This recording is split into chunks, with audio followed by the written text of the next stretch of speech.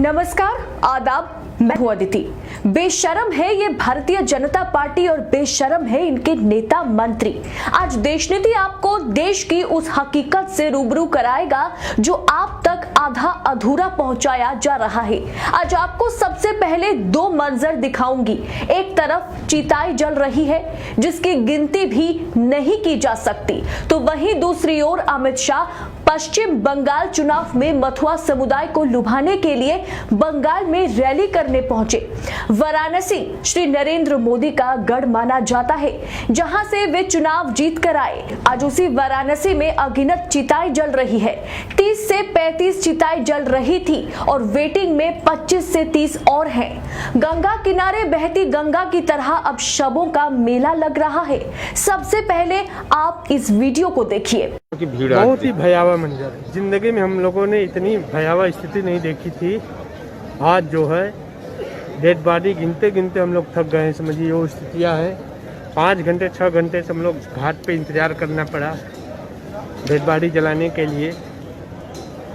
पूरा ऊपर से नीचे सब जगह, कहीं भी जगह नहीं, लकड़ी का अभाव हो गया घाट पे। ये स्थितियाँ हैं। हम लोगों को जो भी लकड़ी मिली है अभी गीली लकड़ी मिली।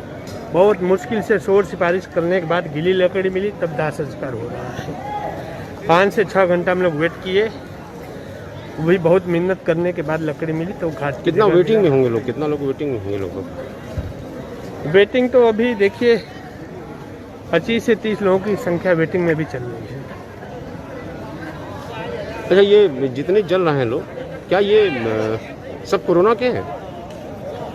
तो सील पैक करके आ रहा है तो उसको क्या कहा जा सकता है? कोरोना ही कहा जा सकता है। जो सील पैक बॉडी आ रही है कोरोना ही कहा जा सकता है ना, और क्या कर सकते हैं हम लोग। ये है वाराणसी का भयावह मंजर। तो वहीं अमित शाह ट्वीट कर लिखते हैं, दीदी ने तुष्टीकरण की राजनीति के लिए वर्षों से बंगाल में रह रहे हमारे मथुआ और नाम शूद्र भाइयों को अपमानित कर हमेशा उनके साथ अन्याय ही किया।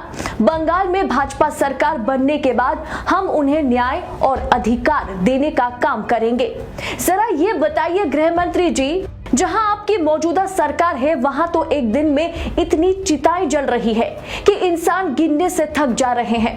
वहां आप बंगाल में कौन सा सोनार बांग्ला बनाने की बात कर रहे हैं? क्या आप देश की जनता के साथ अन्याय नहीं कर रहे हैं? कल कोलकाता हाईकोर्ट ने साफ शब्दों में कह दिया कि चुनाव रैलियों में मास्क पहनना होगा और चुनाव प्रचार करते समय सभी कोरोना वायरस संबंधी प्रोटोकॉल्स का सख्ती पालन करना होगा।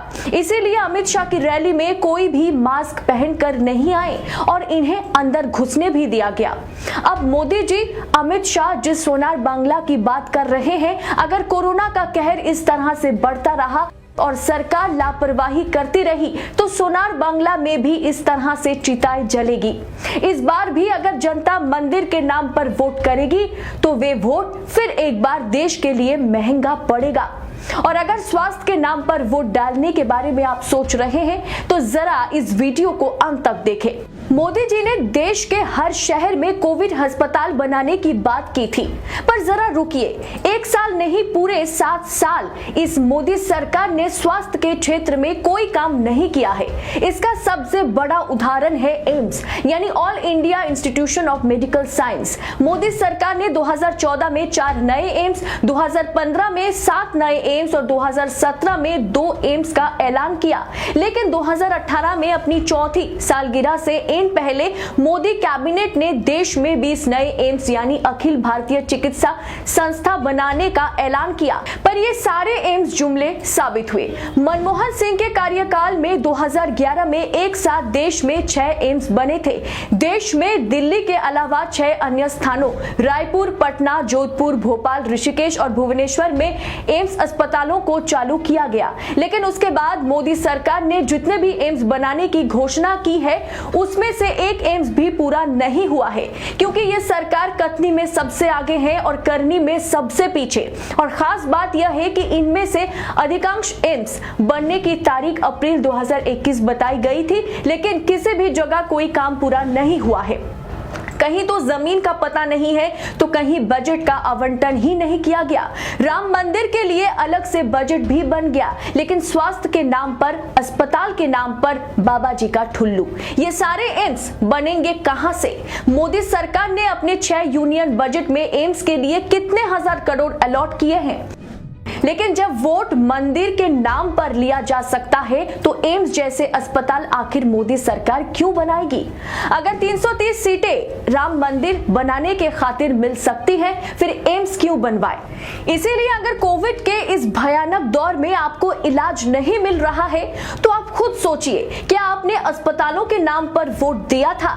जिस मथुआ समुदाय को नागरिकता दिलाने की बात अमित शाह मोदी जी कर रहे हैं, जो पहले से इस देश के नागरिक हैं, उनके साथ भाजपा सरकार क्या कर रही है?